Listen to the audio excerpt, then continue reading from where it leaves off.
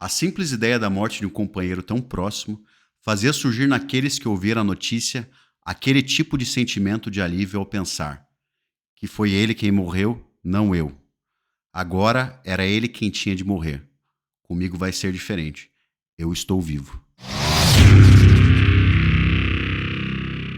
Estamos de volta, vamos lá para o nosso terceiro livro do desafio de 100 obras clássicas. Se você não viu os outros vídeos, vai lá. Tem Mortimer Adler, Como Ler Livros, que é um livro importante para a gente é, aproveitar melhor, né, o nosso projeto aqui. E tem o Pai Goriot, do Balzac, tá, como nosso segundo livro. E o terceiro é A Morte de Ivan Illich, que eu já vou adiantar, eu deixo essa parte para o final. Mas eu vou adiantar que é um livro que eu amo absurdamente. E é o livro que mais me causou impacto existencial de todos, né? Só detalhe rápido, ediçãozinha da LPM, então se você tem essa edição aqui, muito boa, tá? A tradução é da Vera Caram, tá suficiente, não sei como é que é a edição da 34, mas LPM não tem erro, beleza? A crítica da 34 também não tem erro, que os caras são bem caprichosos com os tradutores. Tem aquela brincadeira que diz que a Sandy separou, né? O cara separou da Sandy por causa do livro, e aí veio toda essa discussão. Adoro essas histórias. Óbvio que não deve ter sido isso, mas ficou se falando muito, né? Ah, nossa, que livro é esse? O que é esse tal de Morte de Ivan Illich? Porque realmente é um livro muito impactante. Então, cuidado, você lê ele e não separar da. Não é, não vai acontecer isso. Mas quando você lê, você realmente vai ser confrontado com uma questão existencial que é o fim. A vida a partir da perspectiva do fim. Esse é o ponto central desse livro. Mas antes vamos falar um pouquinho dele. É um livro que ele é de 1886, é uma novela, ou seja, é uma ficção baseada, centrada em uma só ação. O romance tem vários núcleos que vão se entrelaçando, e a novela ela vai ter um núcleo só. Não vamos entrar em detalhe técnico, não é o objetivo deste vídeo, mas lembrar que assim, o importante é que ele vai ficar centrado na história do processo de morrer do Ivan Illich, tá bom? Geralmente novelas são menores que romances, tá? Não tô lembrando de cabeça alguma novela que seja maior que um romance, mas provavelmente tem, porque não é isso que define, não é o tamanho em si, mas é essa estrutura, tá? É um livro escrito pelo Tolstói. Tolstói é um autor russo muito importante. Ele nasceu em 1828 e vai morrer em 1910. É russo, então, da época do Império Russo. Ele é contemporâneo. O que é importante aqui? Ele é contemporâneo de caras como Dostoiévski, Turgenev, enfim, e outros autores grandes ali do século XIX. Então, você estudar literatura russa, você entender literatura russa é muito importante este século, e esse núcleo de autores que vão ali existir nesse período. Existem outros períodos, claro, mas esse período ele é muito importante para a literatura desse país. E o Tolstói ele nasce em Tula, então, que é sul de Moscou, né? E depois ele vai para Kazan, que fica a 1.000 quilômetros a leste de Moscou. Ele, os pais morrem muito cedo. O pai dele era um dono de terras, mas muito benevolente com os servos, diferente do pai do Dostoiévski, que foi assassinado e castrado, né? Bem diferente. Dá pra fazer bastante paralelo entre a vida dos dois, tá? Então ele não vem de uma família pobre, ele tem posses, e depois que ele vai para Kazan, ele estuda literatura, não termina o curso, ele não tem uma vida acadêmica, ele fica desiludido, aí depois vai para o exército, serve na Guerra da Crimeia, também fica desiludido. Depois ele vai viver uma vida mundana, vai perder o dinheiro, depois vai recuperar dinheiro, vai ter grandes publicações, como Guerra e Paz em 69 e Ana Karenina em 79. Tô tirando de cabeça, mas é mais ou menos nessas datas. E depois ele vai ter uma última fase em que ele vai renegar tudo isso, toda a sua vida mundana, ou toda a sua vida aristocrática, e vai se tornar um místico e vai fundar uma seita e vai publicar coisas de caráter muito confessional e religioso, mas sem fazer panfletagem religiosa, tá? Não é criticando a religião, não é nesse sentido. Mas assim como o Dostoiévski, a literatura que fala sobre religião ou existência ou essas grandes questões, nunca é de caráter panfletário, é sempre de uma maneira profunda e bastante verdadeira. Então o Tolstói depois ele vai morrer, vai abandonar, vai sair fugido e vai morrer de pneumonia numa estação com uns 80 anos. Então a vida dele foi bem interessante e vai ter essas fases. Ele fala dele renegar Ana Karenina e Guerra e Paz é muito engraçado, porque você vê como a obra fica muito maior que o autor, né, o curso da história do autor não necessariamente qualifica ou desqualifica a obra, independente do que ele fale. Isso que é um grande autor, né, ele constrói coisas maiores do que ele mesmo. Não foi diferente com o Tolstói. Então o Tolstói pode ser criticado por qualquer coisa, menos por ser incoerente com as suas ideias, e também não pode ser criticado por não ser verdadeiro naquilo que ele escreve.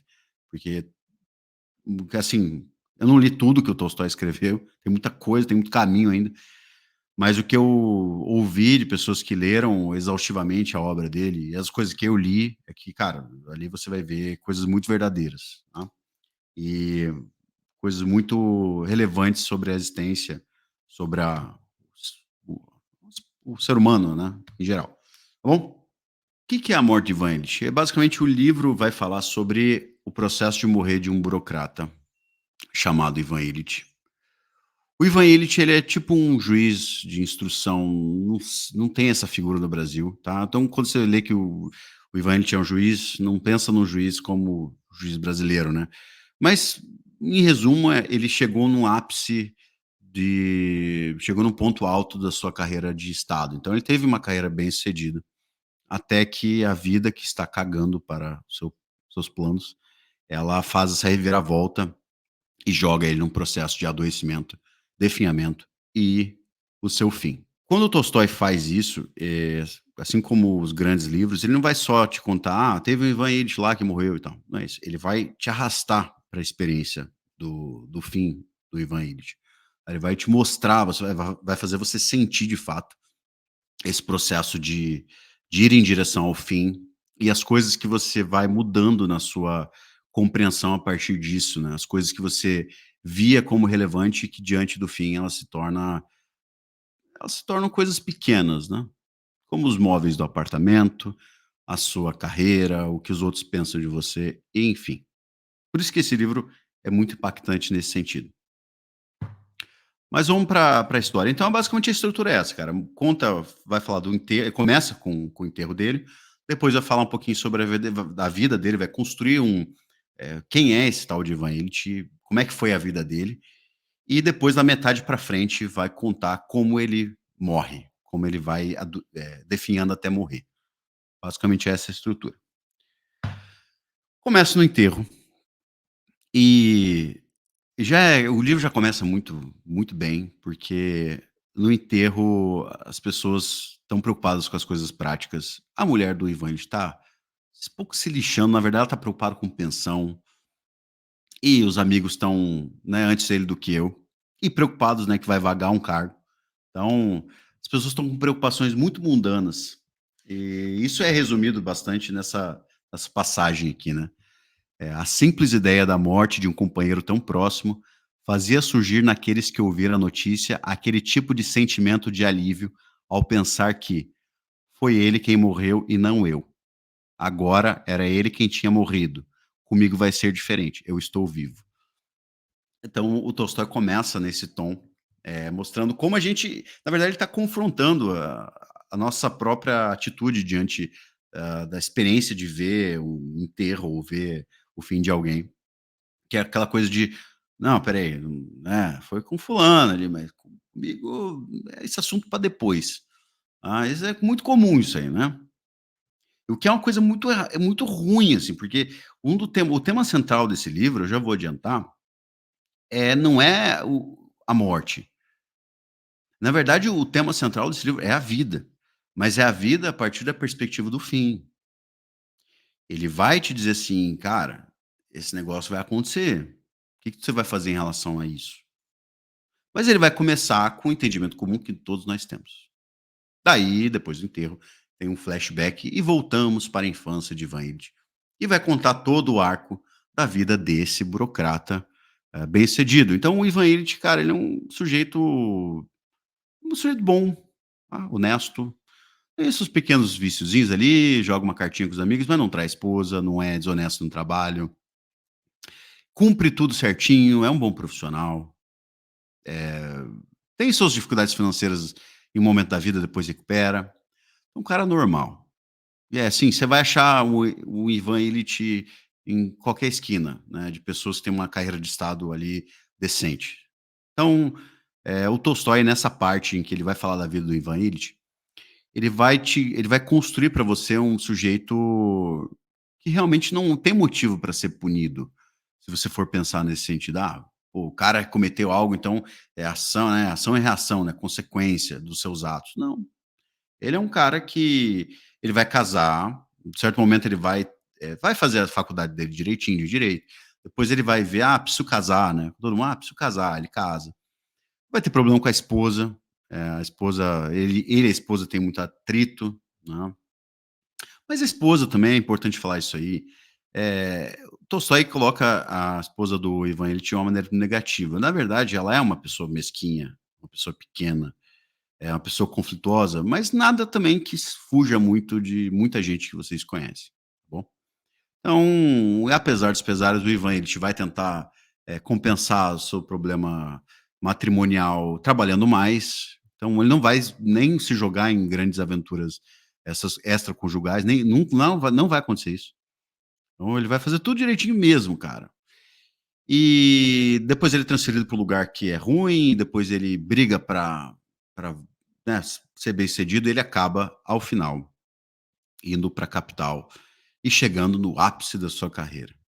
É muito engraçado ver, assim, eh, o Tolstói ele vai construir nessa primeira parte realmente um arco do personagem. O personagem não é só um cara que fez tudo certo e tá tudo bem, não. Mesmo o cara que fazendo tudo certinho, ele vai ter aquele arco da vida normal, de ter probleminhas aqui, probleminhas ali e tal, e depois solucionar esse problema, né, mas, dentro de uma normalidade e sem grandes dramas. Entretanto, quando ele tá na capital, ele vai cuidar da arrumação da casa nova, ele consegue o apartamento dos sonhos dele e da esposa. Até eles param de brigar nesse momento. E ele vai ter um pequeno acidente. Enquanto ele está mostrando o papel, sei lá, um problema com papel de parede, ele cai e bate de lado no corpo, né? Eh, e aí, beleza, nada acontece, tá tudo certo, tem uma dorzinha ali, mas tá tudo bem. Ele recebe a família muda, todo mundo fica feliz. E essa dorzinha começa a piorar e se transforma na doença que vai ser o grande drama da história.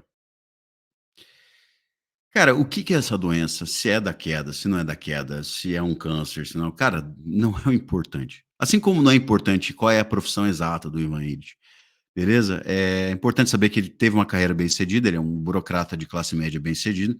Também a doença não é um negócio, o que que é que ele teve? Não é o ponto importante. O ponto importante é que teve uma doença, podia ser qualquer uma, e essa doença vai permitir à história uma morte lenta e que dê tempo para ele refletir sobre o assunto. Que se ele tivesse caiu um piano na cabeça dele, morreu, não ia refletir, não teria todo esse arco aqui.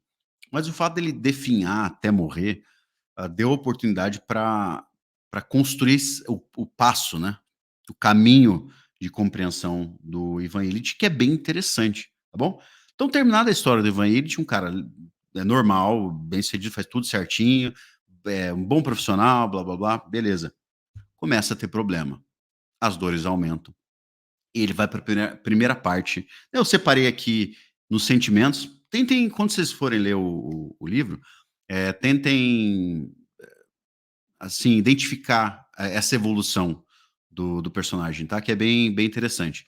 Outra coisa, só um detalhe que eu ia falar para vocês, tá orelhadinho aqui, tem anotação, mas livro de ficção não fiquem muito presos a ficar anotando e tal. Isso é mais para livro descritivo. É claro que depois de uma segunda leitura, estudo da obra, como eu fiz aqui, aí você vai anotar, você vai orelhar. Mas evitem fazer isso aqui, beleza? Leiam o livro, tenham uma experiência primeiro. Isso aqui você vai voltar várias vezes, porque é um livro que vale a pena. Então, no primeiro, ele tem a doença, ele começa um processo de irritação, tá? Ele tem dificuldade no trabalho, porque tá doendo, a doença piora. Ele ainda tá funcional, mas ele tá lidando com esse desagrado, né? essas dores. Depois ele começa a piorar, e aí tem a cena que tem eu não lembro quem agora que olha pra ele, é uma visita, olha ele na casa e fica espantado com o quanto ele adoeceu, e ele percebe isso no olhar da pessoa. E aí ele fala: "Cara", primeiro ele tá incomodado, depois ele começa a perceber que ele tá numa situação muito ruim, e aí ele entra na escuridão, né, no caos, ele percebe o caos ali. Fala: "Cara, tem uma nuvem negra que tá rondando, eu tô sendo jogado no desconhecido", e ele começa a ter medo. Ele começa a perceber que pode ser que isso seja bem grave. Os médicos vão lá, não resolvem nada, e não vão resolver nada, vão fazer coisas muito paliativas. Tem que lembrar que é século XIX, tá, a medicina não tá tão evoluída, mas vai ter uma morfina aqui, um ópio ali, mas nada que vai resolver. Depois ele vai ficar acamado, ele vai ficar realmente mal, e aí começa a parte mais profunda. Primeiro ele começa a ficar revoltado. Ele fica revoltado com várias coisas. Primeiro com o destino dele, ele questiona o destino dele. E isso aqui, a gente pode fazer uma leitura cruzada com o livro de Jó. Se vocês depois a gente vai falar do livro de Jó em outro momento. Quando vocês lerem o livro de Jó ou lerem o Evangelho, tentem cruzar essas 2 histórias. Porque essa revolta é muito parecida com a revolta do Ivanit, obviamente com algumas diferenças, mas tem uma inspiração muito forte aqui do livro de Jó. Esse questionamento, né, do porquê eu, porque tem que ser assim, por que tamanho castigo e tal. Até a voz que ele tem, que ele discute, né, a voz interna é muito parecida, esse diálogo lembra muito, né. Então ele tem essa revolta, né, contra a vida e o seu destino, e aí ele definha mais e ele tem a sensação de impotência. Aí passa da revolta para impotência e ele percebe: "Cara, vai acabar esse negócio aqui", ele percebe que ele vai morrer. E aí ele começa a pensar, hã, como é que foi a vida dele? O que que é isso aqui? O que que tá acontecendo? Ele começa a ficar, eu falei que ele tem revolta com outras coisas, e primeiro ele começa a ficar revoltado que as pessoas seguem a vida normal, né, ninguém para porque ele tá doente. Ah, a esposa vai para o teatro, a filha vai casar, enfim, todo mundo tá se lixando pra ele. Até ele, né, se percebe um fardo e as pessoas percebem eles como sendo um fardo, e isso é muito nítido no livro. E ele perde isso e começa a ficar desanimado. Aí vem essa fase da impotência, em que ele ainda não internalizou, né, não aceitou. Ele só sente essa tristeza mesmo. Tem muito, né, das fases, né, da aceitação de morte, tem muitos estudos sobre isso. Tá, aqui você vê esses passos bem direitinho. Desânimo, impotência, ele tem certas memórias, né, da infância dele e tal. Outra leitura cruzada que se pode fazer com o Cidadão Kane, né, essa memória das épocas felizes de infância, né, quando você se agarra a elas, ao olhar em volta e ver a perda de sentido nas coisas. É muito comum você se agarrar a memórias muito longínquas. Então vai avançando a doença, ele vai ter uma fase de compreensão em que ele vai entender não que, ele precisa morrer, a morte ainda vai ser um mistério, vai ser uma incógnita, vai ser um abismo, mas ele vai começar a entender que tudo aquilo que pelo qual ele se importava, aquelas coisas superficiais, realmente não faziam muito sentido. E aqui eu fazer um detalhe, colocar uma observação que é a seguinte: não precisa ser necessariamente o processo de morrer, às vezes dramas pessoais ou perdas pessoais podem gerar esse tipo de compreensão, né, podem gerar esse tipo de esses lutos, né, sem ser necessariamente ligados à morte, eles fazem você, ver que certas coisas são irrelevantes, tá bom? E o livro ele vai te mostrar bastante isso, ele vai te confrontar muito com isso, e você vai ficar pensando muito assim: "Pô, será que é isso aqui mesmo, cara? Pô, será que essa minha carreira é importante desse tipo? Será que eu tô casando com a pessoa certa? Será que esses bens materiais realmente são o o ponto-chave da minha vida?", tá? Esse livro vai te confrontar bastante com isso. Então ele vai compreender que diante da morte essas coisas, que sentido que elas fazem? Então começa a gerar essa compreensão. Para no fim, você tem o fim da morte, né, que é quando o Ivan Ilitch ele tá no processo máximo de dor ali, agonia, e ele no final do final do final do final, o livro termina com ele morrendo, tá, não vai fazer um retorno ao enterro, nada disso. Vai ser o fim dele, em que ele cessa a dor e ele não se importa mais com o ato de morrer, porque ele percebe ali que ele vê uma luz, né. O que que é essa luz? Cara, o Tolstói, o legal do Tolstói, como eu falei, ele não fica fazendo na você vai ler esse livro independente da sua crença, independente da sua religião, você vai poder interpretar de várias maneiras. E o mais importante é que essa interpretação não é necessariamente ela não é tão necessária no sentido: "Ah, o que que é essa luz? O que que é esse troço?" Não. O fato é que a morte ela vai deixar de existir naquele momento. E ele vai entender que tá tudo bem. Agora, vamos lá, tem esse processo, é uma morte horrível, o cara morre em agonia, mas, morre se questionando, né: "Pô, mas o que que foi tudo isso? A vida fez sentido?" Tem muito esse questionamento: "Pô, mas que sentido que fez tudo isso aqui?" E no fim ele meio que se redime, né, compreendendo a irrelevância dessas coisas, tá. Mas o que o Tolstói quer passar aqui, esse é o problema central, é que você não precisa ter todo esse processo para poder mudar a sua compreensão em relação às coisas.